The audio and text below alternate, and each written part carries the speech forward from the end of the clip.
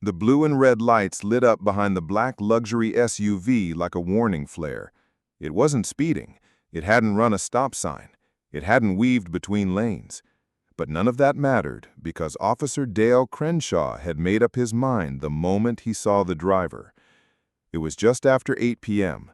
The sun was setting, casting a burnt orange glow across the narrow suburban roads of Oak Ridge County.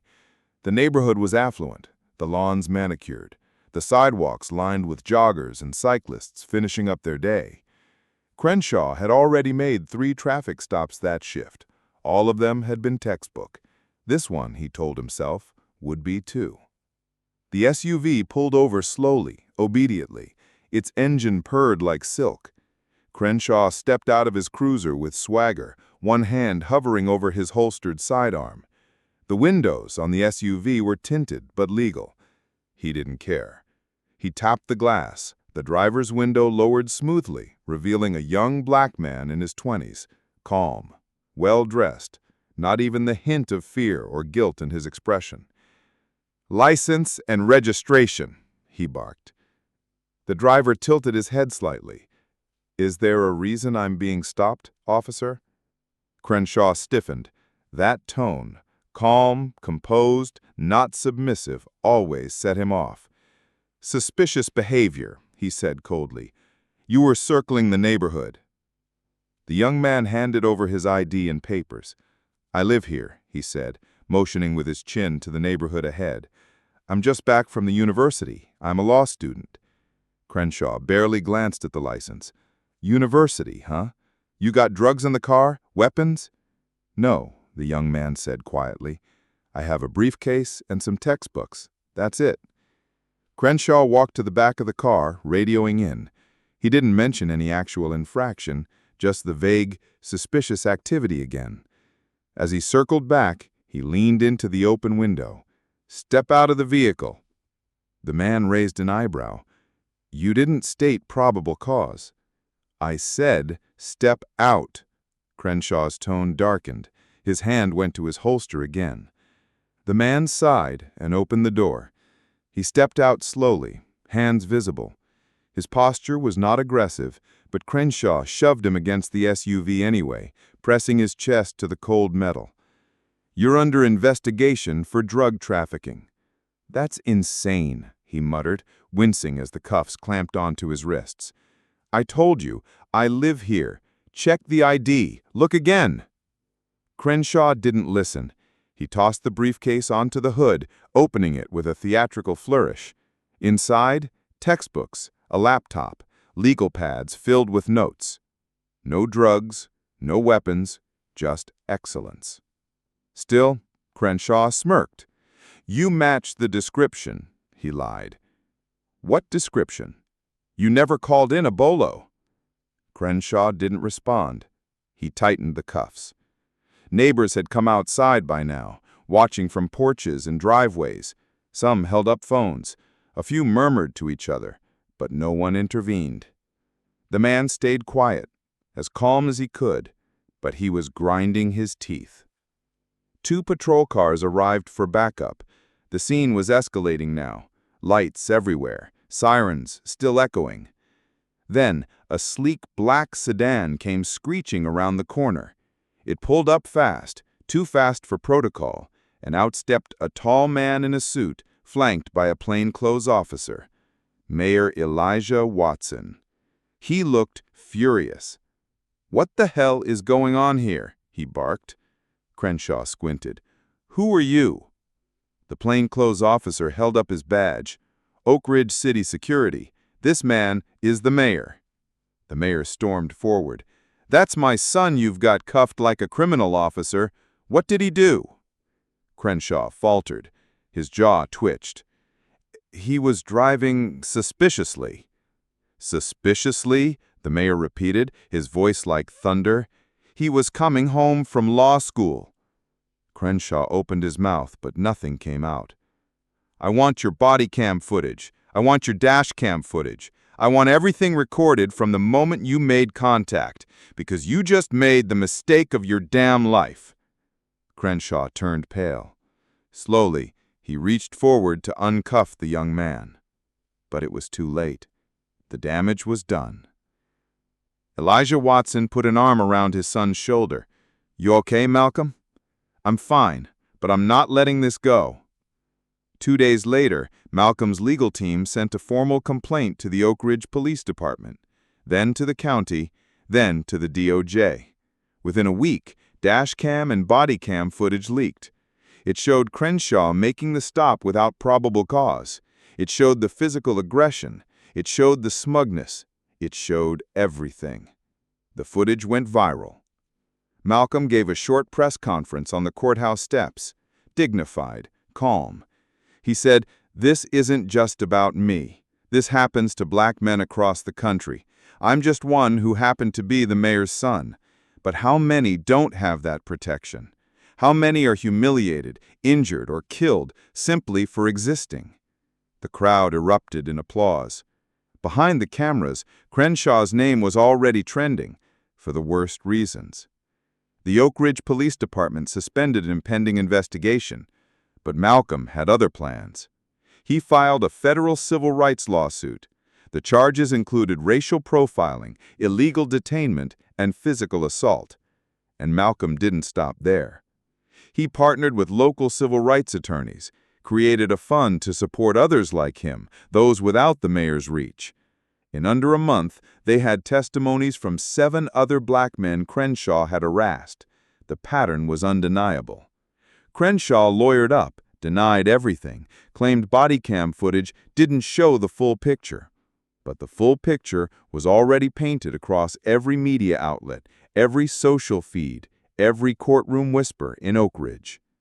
As Malcolm's case gained traction, national networks picked up the story: CNN, MSNBC, even late-night shows.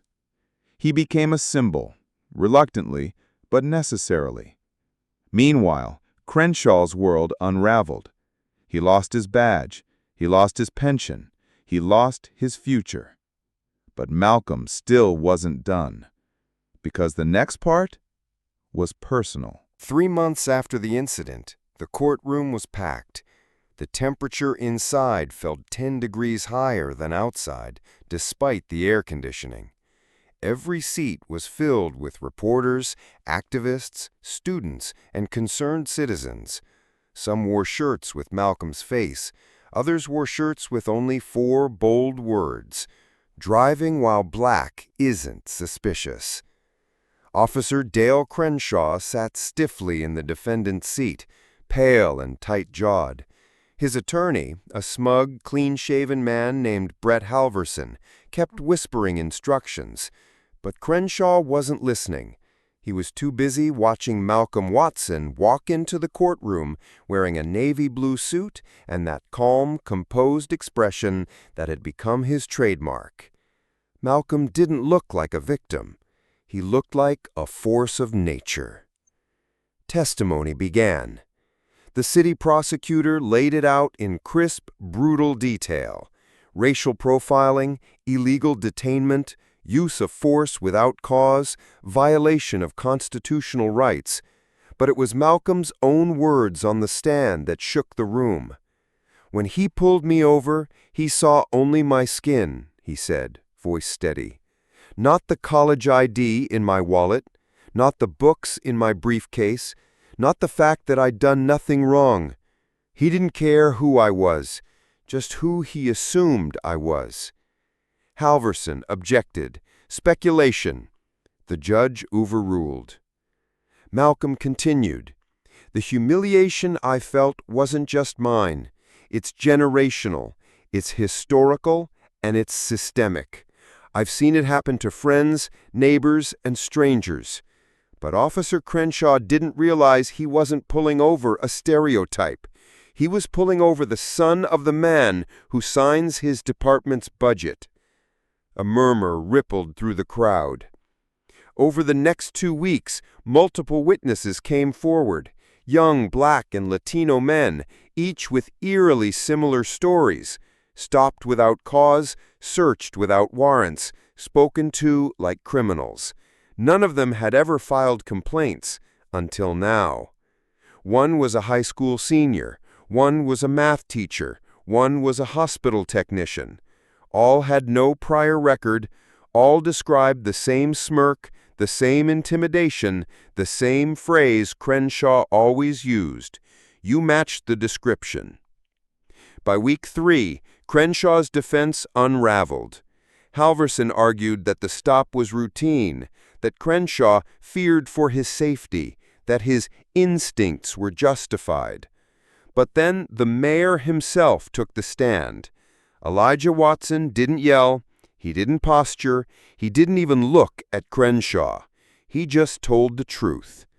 My son could have died that night if he had panicked, if he had reached for his phone too fast, if he hadn't known exactly how to survive a traffic stop, something every black parent teaches their child. He might have ended up on the pavement, all because a man with a badge didn't want to see the human in front of him. The jury deliberated for only 5 hours. Verdict: guilty.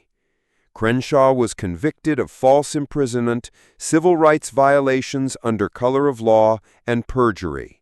He was sentenced to 4 years in state prison with no parole for the first 2. But Malcolm didn't celebrate. His war wasn't against one cop. It was against the machine that had created him. So he got to work. First, he and a coalition of law students and lawyers launched the Watson Justice Initiative, a citywide watchdog network that allowed citizens to report racial profiling and misconduct in real time.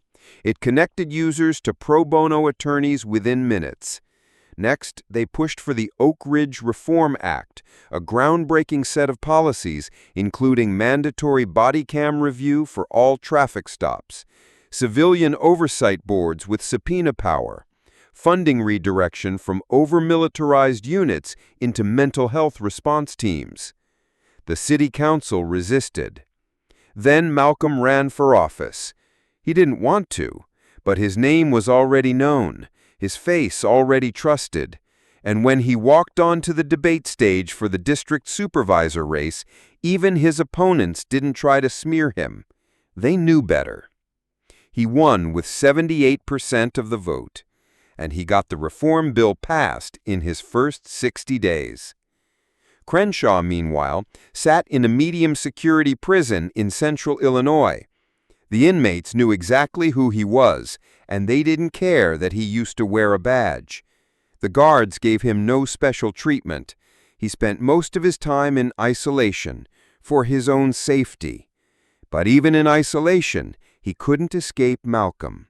He saw his name on TV, saw his face on magazine covers, heard his voice on radio interviews and justice panels and college commencements. And the worst part, he knew none of it would have happened if he hadn't been arrogant enough to treat a black man like dirt just because he thought no one would care. Malcolm's rise didn't stop at city politics. By his 3rd year, he was in talks to run for state attorney general, then the Senate, maybe more. But through it all, Malcolm remained grounded. He still lived in the same home with his father, still drove the same SUV, still volunteered at youth centers, teaching kids how to respond when the lights flash behind them. One night, during a late panel, he was asked, "Do you ever regret that it was you? That you had to go through that just to spark change?" He paused for a long time. Then he said, "I don't regret being the one it happened to. I regret that it had to happen at all. But if my story can make sure it never happens again, then I'll take that trade every time." The crowd stood to applaud, and somewhere, far from the noise and the lights and the justice he had sparked, the man who pulled him over sat behind bars, watching the very world he tried to control reshape itself without him. In the end, Malcolm didn't need revenge. He became the system that would never again allow someone like Crenshaw to exist.